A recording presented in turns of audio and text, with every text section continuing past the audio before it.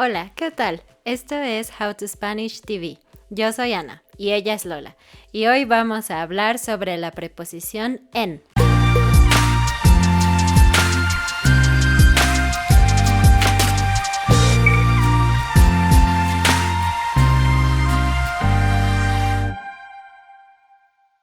Si ustedes han visto nuestro canal, verán que tenemos algunos videos donde enseñamos los verbos más comunes que siempre usan preposiciones. Tenemos algunos videos sobre de y también sobre con. Y en esta ocasión hablaremos sobre la preposición en. Y el primer verbo es pensar en. Siempre decimos esta preposición. No podemos decir pensar de. Eso es incorrecto. Otra opción es decir pensar sobre. Entonces, en y sobre funcionan bien. Por ejemplo, yo siempre pienso en ti cuando escucho esta canción. O necesitamos pensar sobre esto muy bien porque es una decisión muy importante. Bien, y el siguiente verbo es confiar en, que significa to trust someone.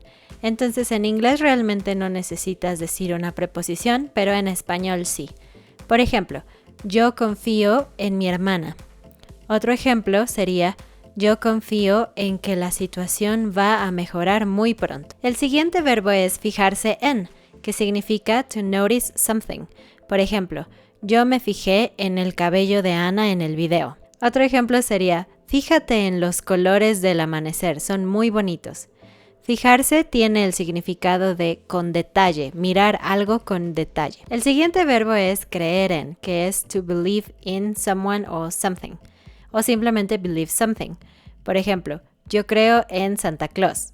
O yo creo en ti, creo que eres una gran persona. Y el último verbo de este video es tardar en. Este verbo es un poco complicado en español. En inglés dirías algo como take a long time to do something. Una idea muy grande en español solo es un verbo, tardar en.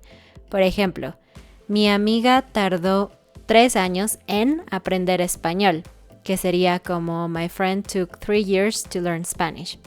No necesariamente tiene que ser mucho tiempo, pero simplemente es una forma de expresar cuánto tiempo necesitamos para algo.